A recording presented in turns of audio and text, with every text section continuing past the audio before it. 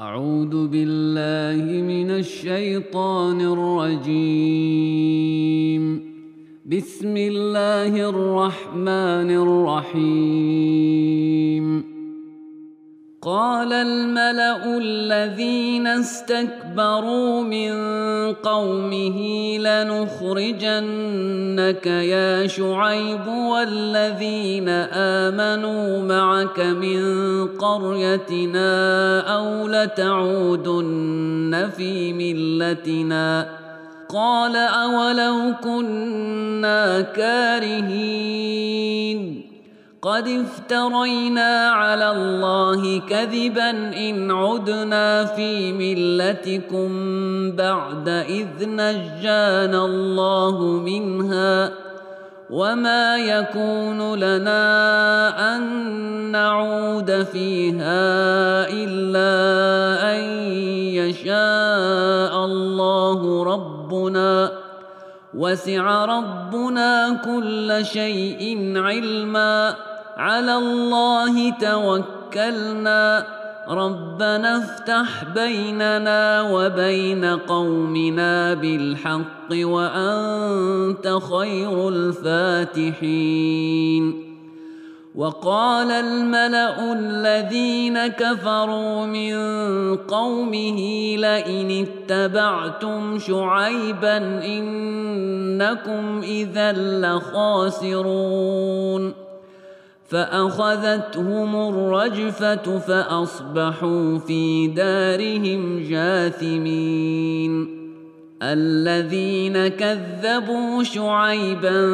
كأن لم يغنوا فيها الذين كذبوا شعيبا كانوا هم الخاسرين. فتولى عنهم وقال يا قوم لقد أبلغتكم رسالات ربي ونصحت لكم فكيف آسى على قوم كافرين. وما أرسلنا في قرية من نبي إلا أخذنا أهلها بالبأساء والضراء لعلهم يضرعون ثم بدلنا مكان السيئة الحسنة حتى عفوا وقالوا قد مس آباءنا الضراء والسراء فأخذناهم بغتة وهم لا يشعرون. ولو أن أهل القرى آمنوا واتقوا لفتحنا عليهم بركات من السماء والأرض ولكن كذبوا فأخذناهم بما كانوا يكسبون. أفأمن أهل القرى أن يأتيهم بأسنا بياتا وهم نائمون أوأمن أهل القرى أن يأتيهم بأسنا ضحى وهم يلعبون أفأمنوا مكر الله فلا يأمن مكر الله إلا القوم الخاسرون. أولم يهد للذين يرثون الأرض من بعد أهلها أن لو نشاء أصبناهم بذنوبهم ونطبع على قلوبهم فهم لا يسمعون. تلك القرى نقص عليك من أنبائها ولقد جاءتهم رسلهم بالبينات فما كانوا ليؤمنوا بما كذبوا من قبل كذلك يطبع الله على قلوب الكافرين. وما وجدنا لأكثرهم من عهد وإن وجدنا أكثرهم لفاسقين ثم بعثنا من بعدهم موسى بآياتنا إلى فرعون وملئه فظلموا بها فانظر كيف كان عاقبة المفسدين وقال موسى يا فرعون إني رسول من رب العالمين حقيق على ألا أقول على الله إلا الحق قد جئتكم ببينة من ربكم فأرسل معي بني إسرائيل قال إن كنت جئت بآية فأت بها إن كنت من الصادقين فألقى عصاه فإذا هي ثعبان مبين ونزع يده فإذا هي بيضاء للناظرين قال الملأ من قوم فرعون إن هذا لساحر عليم يريد أن يخرجكم من أرضكم فماذا تأمرون قالوا أرجه وأخاه وأرسل في المدائن حاشرين يأتوك بكل ساحر عليم وجاء السحرة فرعون قالوا إن لنا لأجرا إن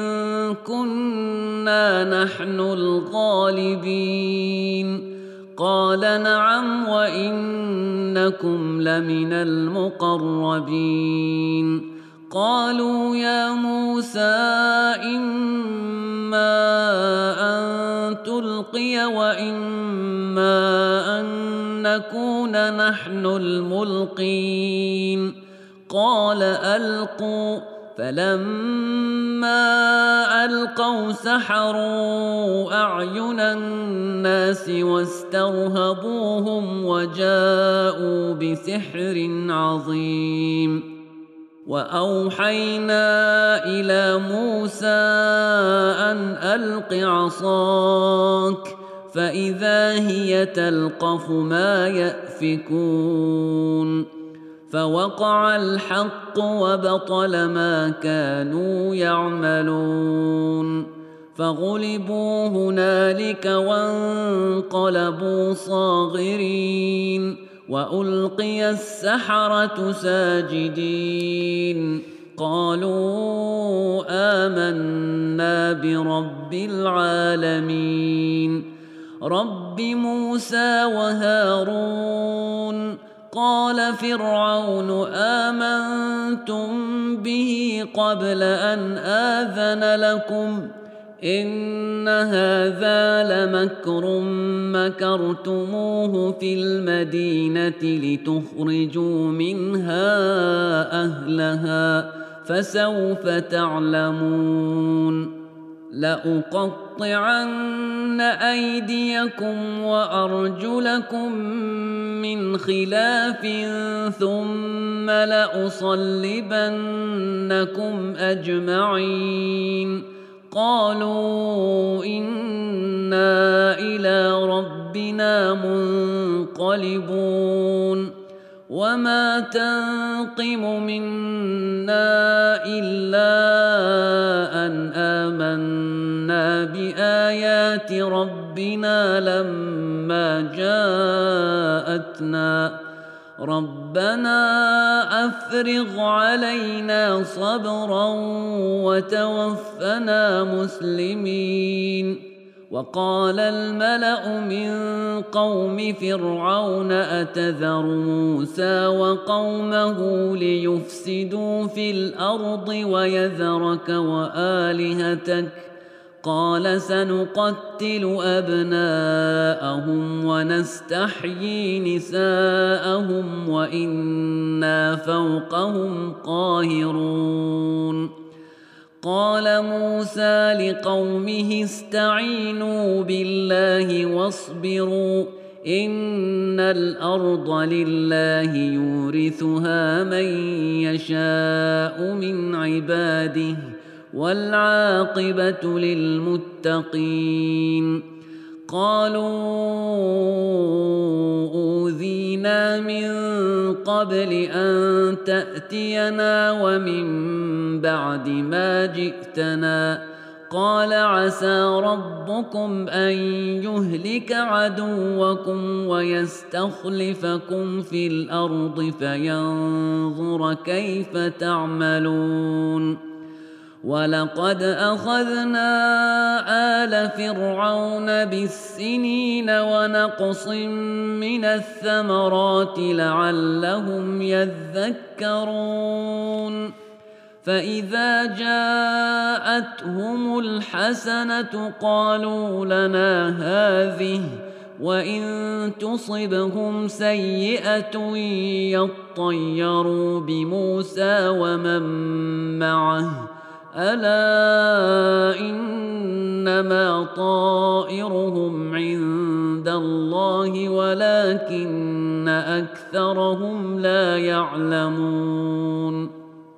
وقالوا مهما تأتنا به من آية لتسحرنا بها فما نحن لك بمؤمنين فأرسلنا عليهم الطوفان والجراد والقمل والضفادع والدم آيات مفصلات فاستكبروا وكانوا قوما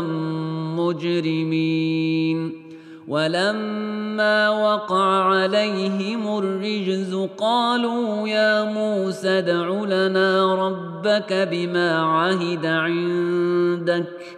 لئن كشفت عنا الرجز لنؤمنن لك ولنرسلن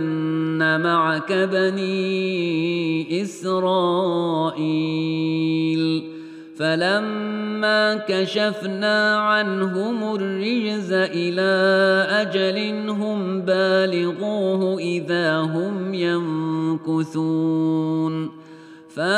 فانتقمنا منهم فأغرقناهم في اليم بأنهم كذبوا بآياتنا وكانوا عنها غافلين وأورثنا القوم الذين كانوا يستضعفون مشارق الأرض ومغاربها التي باركنا فيها وتمت كلمة ربك الحسنى على بني إسرائيل بما صبروا ودمرنا ما كان يصنع فرعون وقومه وما كانوا يعرشون وجاوزنا ببني إسرائيل البحر فأتوا على قوم يعكفون على أصنام لهم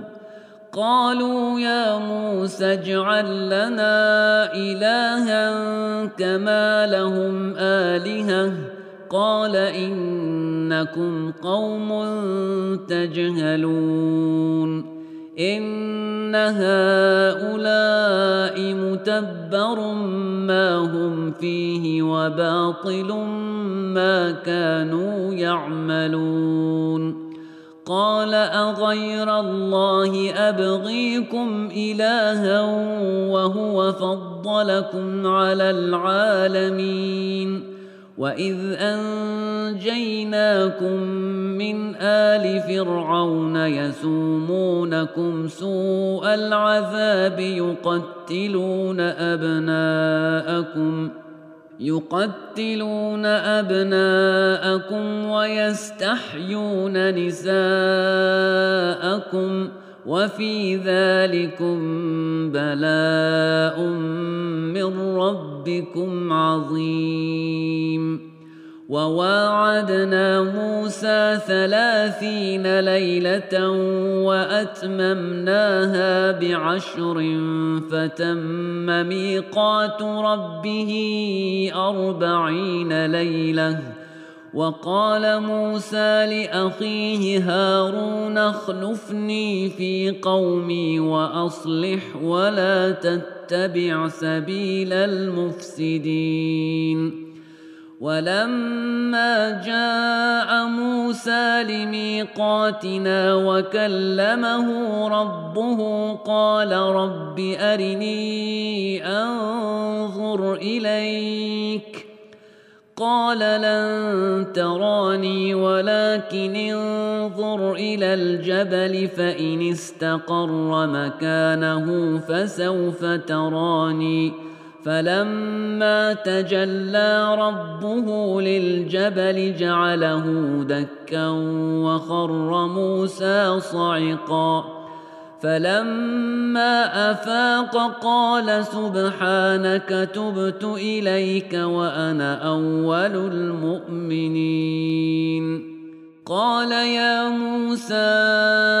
إني اصطفيتك على الناس برسالاتي وبكلامي فخذ ما آتيتك وكن من الشاكرين. وكتبنا له في الألواح من كل شيء موعظة وتفصيلا لكل شيء فخذها بقوة وأمر قومك يأخذوا بأحسنها سأريكم دار الفاسقين. سأصرف عن آياتي الذين يتكبرون في الأرض بغير الحق وإن يروا كل آية لا يؤمنوا بها وإن يروا سبيل الرشد لا يتخذوه سبيلا وإن يروا سبيل الرشد لا يتخذوه سبيلا وإن يروا سبيل الغي يتخذوه سبيلا. ذلك بأنهم كذبوا بآياتنا وكانوا عنها غافلين. والذين كذبوا بآياتنا ولقاء الآخرة حبطت أعمالهم هل يجزون إلا ما كانوا يعملون. واتخذ قوم موسى من بعده من حليهم عجلا جسدا له خوار ألم يروا أنه لا يكلمهم ولا يهديهم سبيلا اتخذوه وكانوا ظالمين. ولما سقط في أيديهم ورأوا أنهم قد ضلوا قالوا لئن لم يرحمنا ربنا ويغفر لنا لنكونن من الخاسرين. ولما رجع موسى إلى قومه غضبان أسفا قال بئس ما خلفتموني من بعدي أعجلتم أمر ربكم. وألقى الألواح وأخذ برأس أخيه يجره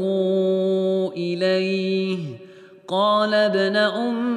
إن القوم استضعفوني وكادوا يقتلونني فلا تشمت بي الأعداء ولا تجعلني مع القوم الظالمين. قال رب اغفر لي ولأخي وأدخلنا في رحمتك وأنت أرحم الراحمين. إن الذين اتخذوا العجل سينالهم غضب من ربهم وذلة في الحياة الدنيا وكذلك نجزي المفترين. والذين عملوا السيئات ثم تابوا من بعدها وآمنوا إن ربك من بعدها لغفور رحيم. ولما سكت عن موسى الغضب أخذ الألواح وفي نسختها هدى ورحمة للذين هم لربهم يرهبون. واختار موسى قومه 70 رجلا لميقاتنا فلما أخذتهم الرجفة قال رب لو شئت أهلكتهم من قبل وإياي أتهلكنا بما فعل السفهاء منا إن هي إلا فتنتك تضل بها من تشاء وتهدي من تشاء أنت ولينا فاغفر لنا وارحمنا وأنت خير الغافرين. واكتب لنا في هذه الدنيا حسنة وفي الآخرة إنا هدنا إليك.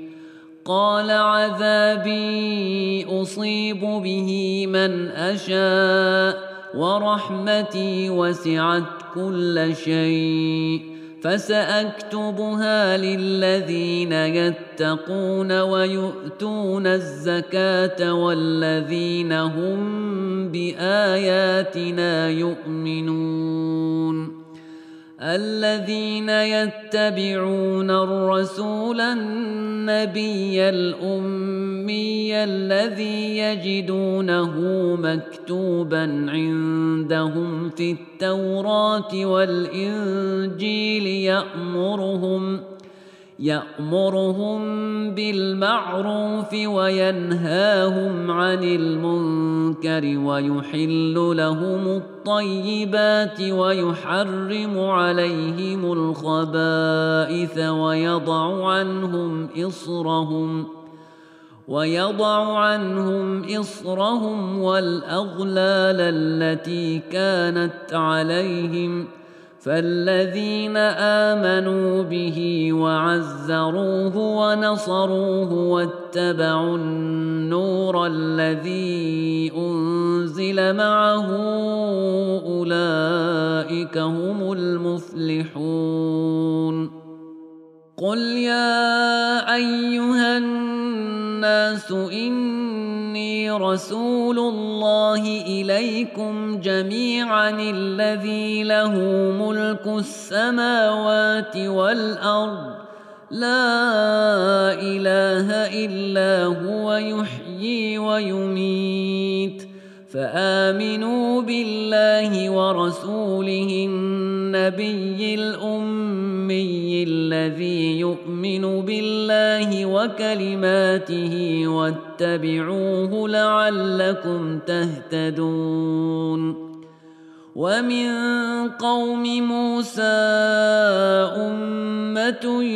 يهدون بالحق وبه يعدلون. وقطعناهم 12 أسباطا أمما وأوحينا إلى موسى إذ استسقاه قومه أن اضرب بعصاك الحجر فانبجست منه 12 عينا قد علم كل أناس مشربهم وظللنا عليهم الغمام وأنزلنا عليهم المن والسلوى كلوا من طيبات ما رزقناكم وما ظلمونا ولكن كانوا أنفسهم يظلمون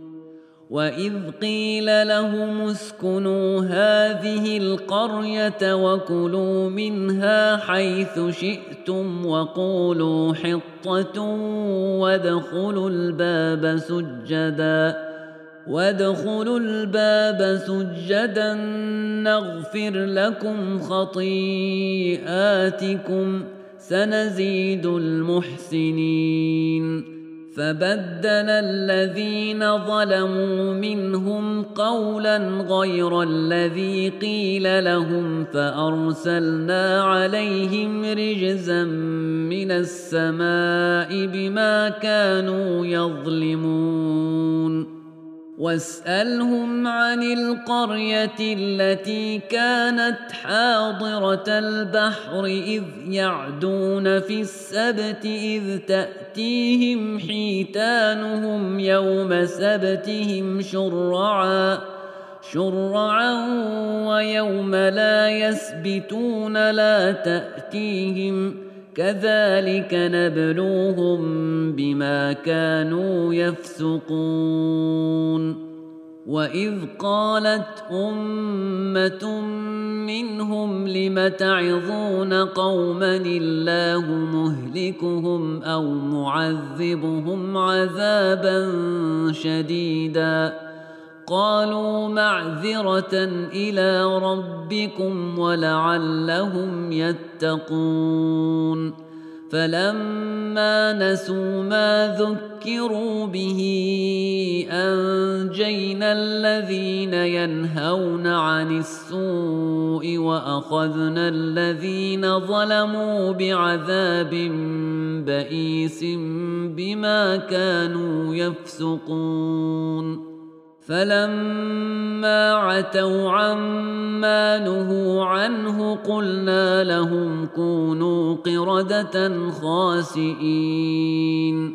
وإذ تأذن ربك ليبعثن عليهم إلى يوم القيامة من يسومهم سوء العذاب إن ربك لسريع العقاب وإنه لغفور رحيم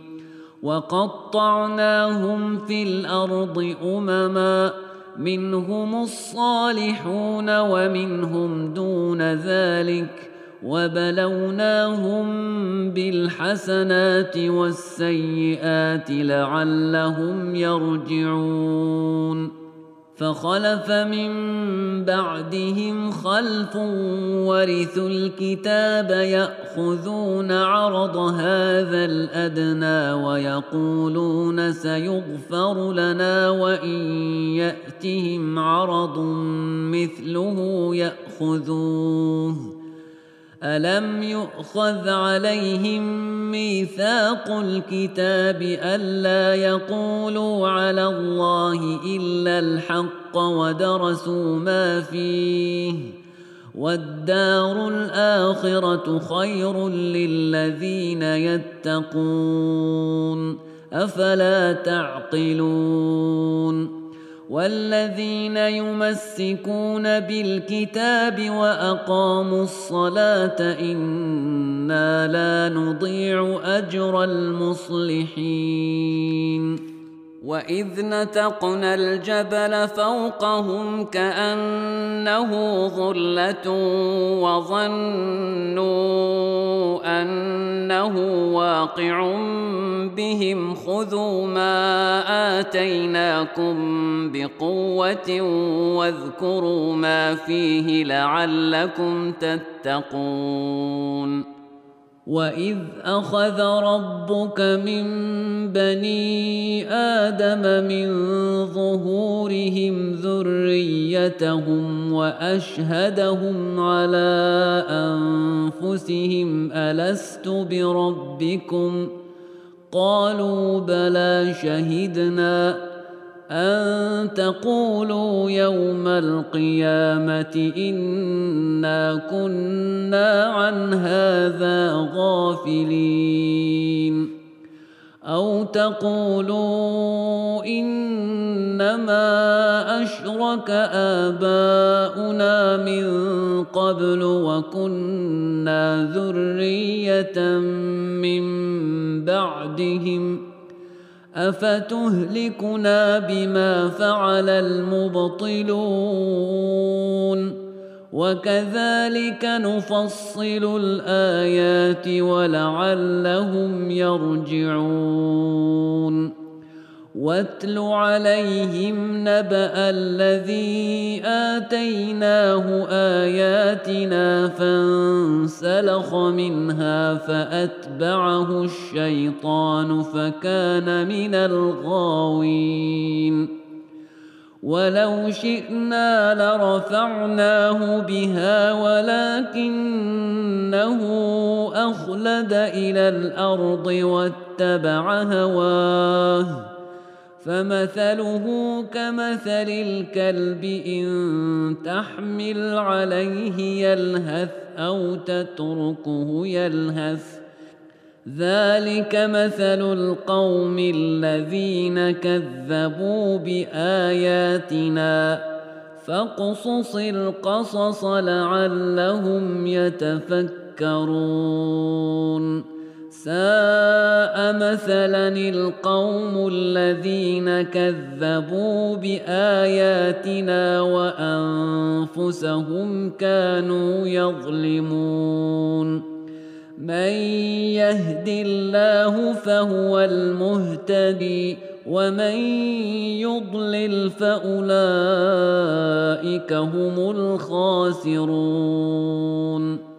ولقد ذرأنا لجهنم كثيرا من الجن والإنس لهم قلوب لا يفقهون بها ولهم أعين لا يبصرون بها ولهم آذان لا يسمعون بها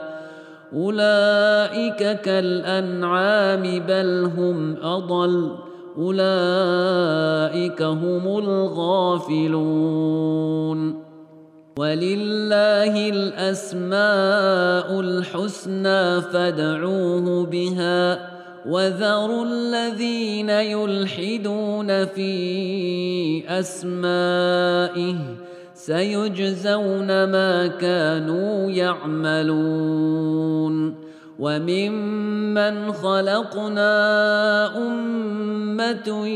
يهدون بالحق وبه يعدلون والذين كذبوا بآياتنا سنستدرجهم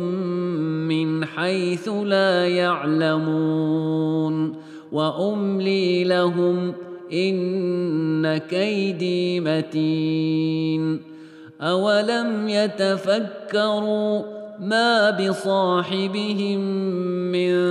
جنة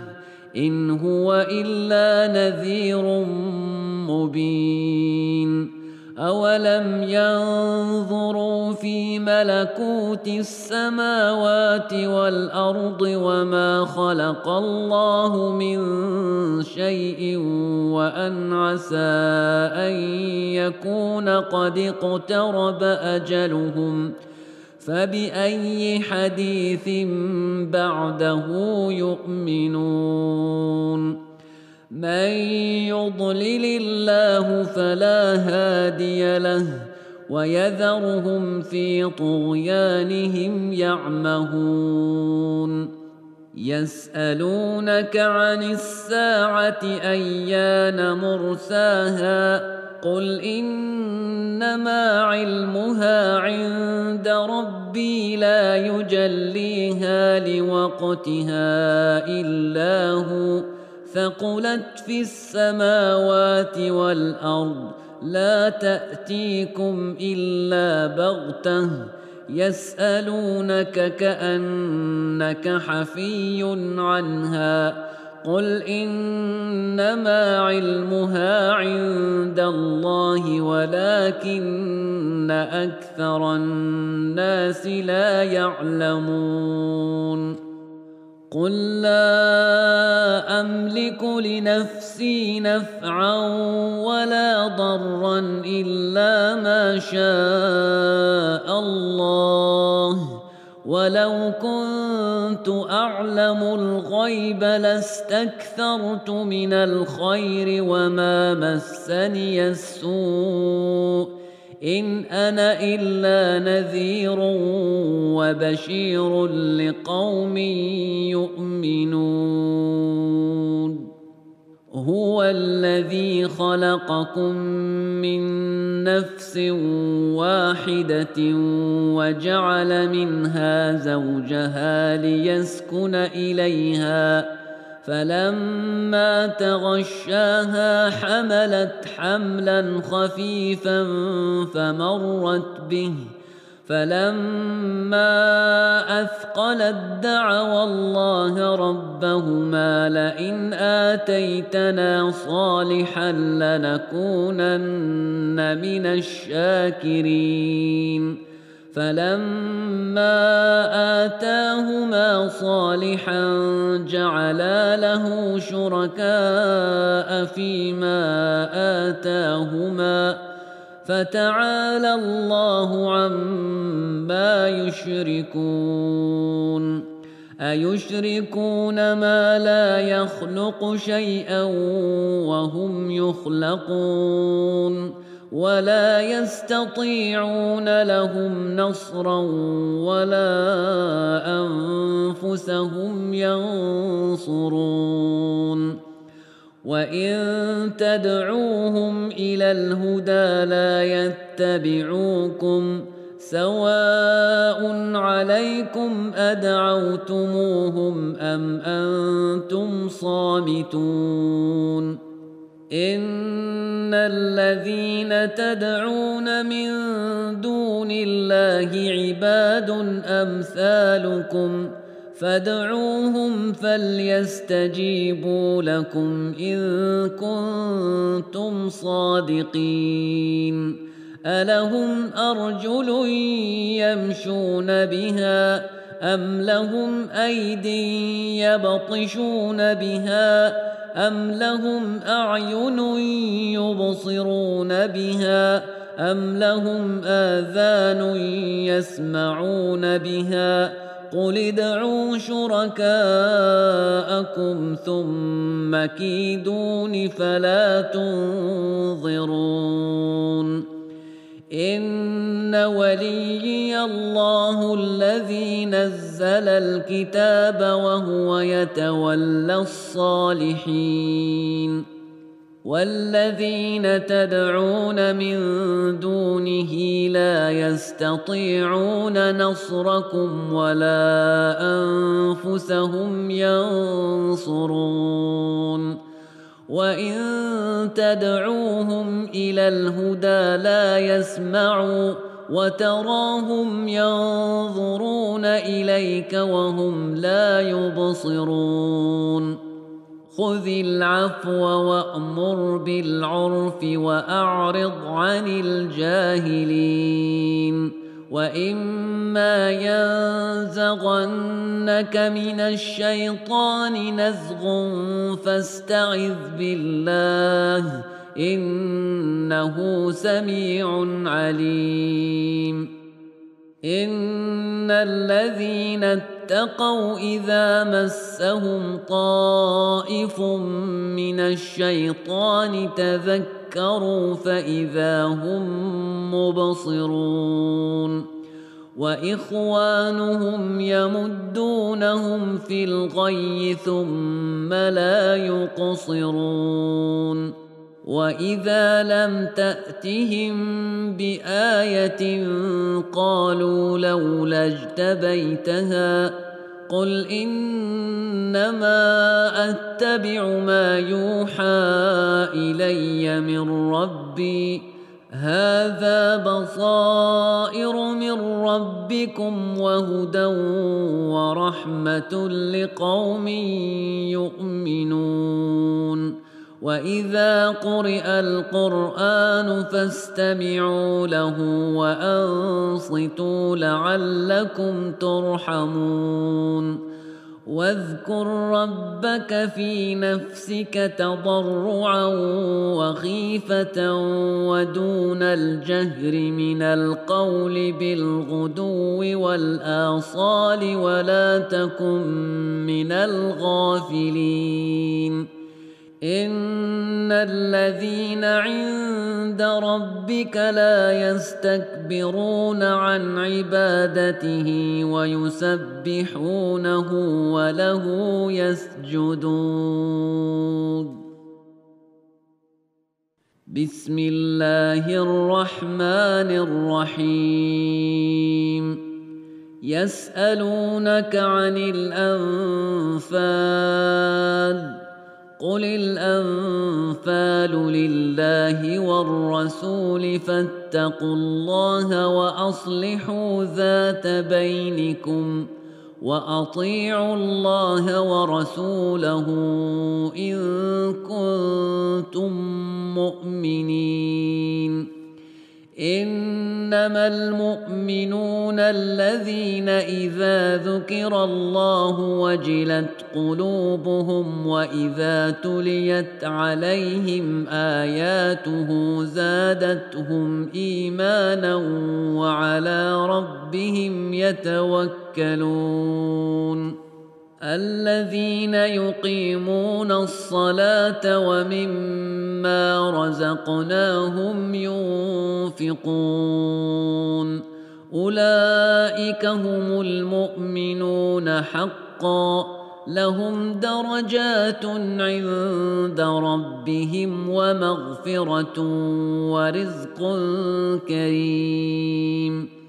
كما أخرجك ربك من بيتك بالحق وإن فريقا من المؤمنين لكارهون يجادلونك في الحق بعدما تبين كأنما يساقون إلى الموت وهم ينظرون وإذ يعدكم الله إحدى الطائفتين أنها لكم وتودون أن غير ذات الشوكة تكون لكم ويريد الله أن يحق الحق بكلماته ويقطع دابر الكافرين ليحق الحق ويبطل الباطل ولو كره المجرمون إذ تستغيثون ربكم فاستجاب لكم أني ممدكم ب1000 من الملائكة مردفين وما جعله الله إلا بشرى ولتطمئن به قلوبكم وما النصر إلا من عند الله إن الله عزيز حكيم إذ يغشيكم النعاس أمنة منه وينزل عليكم من السماء ماء ليطهركم به ويذهب عنكم رجز الشيطان وليربط على قلوبكم ويثبت به الأقدام إذ يوحي ربك إلى الملائكة أني معكم فثبتوا الذين آمنوا سألقي في قلوب الذين كفروا الرعب فاضربوا فوق الأعناق واضربوا منهم كل بنان ذلك بأنهم شاقوا الله ورسوله ومن يشاقق الله ورسوله فإن الله شديد العقاب ذلكم فذوقوه وأن للكافرين عذاب النار يا أيها الذين آمنوا إذا لقيتم الذين كفروا زحفا فلا تولوهم الأدبار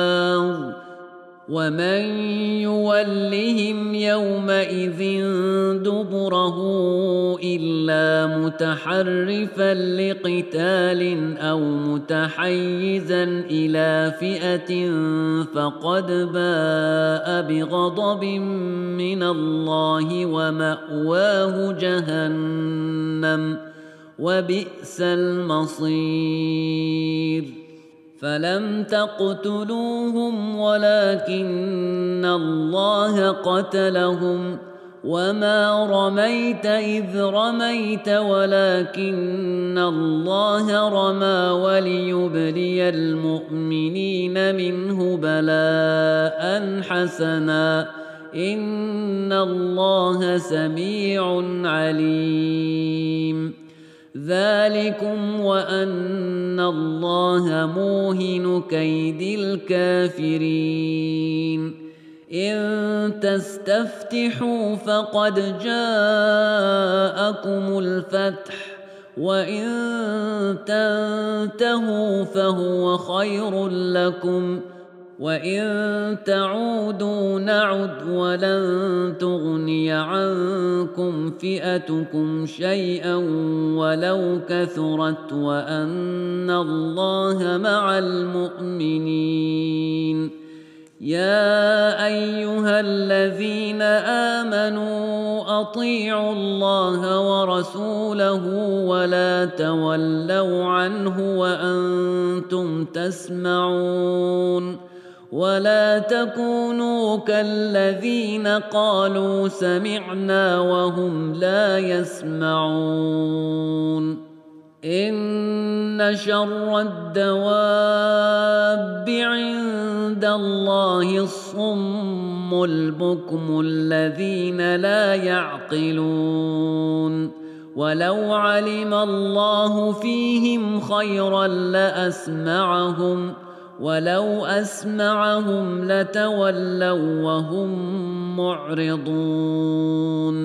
يا أيها الذين آمنوا استجيبوا لله وللرسول إذا دعاكم لما يحييكم واعلموا أن الله يحول بين المرء وقلبه وأنه إليه تحشرون واتقوا فتنة لا تصيبن الذين ظلموا منكم خاصة واعلموا أن الله شديد العقاب واذكروا إذ أنتم قليل مستضعفون في الأرض تخافون أن يتخطفكم الناس فآواكم وأيدكم بنصره ورزقكم من الطيبات لعلكم تشكرون يا أيها الذين آمنوا لا تخونوا الله والرسول وتخونوا أماناتكم وأنتم تعلمون واعلموا أنما أموالكم وأولادكم فتنة وأن الله عنده أجر عظيم. يا أيها الذين آمنوا إن تتقوا الله يجعل لكم فرقانا ويكفر عنكم سيئاتكم ويغفر لكم والله ذو الفضل العظيم. وإذ يمكر بك الذين كفروا ليثبتوك أو يقتلوك أو يخرجوك ويمكرون ويمكر الله والله خير الماكرين. وإذا تتلى عليهم آياتنا قالوا قد سمعنا لو نشاء لقلنا مثل هذا إن هذا إلا أساطير الأولين. وإذ قالوا اللهم إن كان هذا هو الحق من عندك فأمطر علينا حجارة من السماء أو ائتنا بعذاب أليم. وما كان الله ليعذبهم وأنت فيهم وما كان الله معذبهم وهم يستغفرون. وما لهم ألا يعذبهم الله وهم يصدون عن المسجد الحرام وما كانوا أولياءه إن أولياؤه إلا المتقون ولكن أكثرهم لا يعلمون. وما كان صلاتهم عند البيت إلا مكاء وتصدية فذوقوا العذاب بما كنتم تكفرون. إن الذين كفروا ينفقون أموالهم ليصدوا عن سبيل الله فسينفقونها ثم تكون عليهم حسرة ثم يغلبون والذين كفروا إلى جهنم يحشرون. ليميز الله الخبيث من الطيب ويجعل الخبيث بعضه على بعض فيركمه جميعا فيجعله في جهنم أولئك هم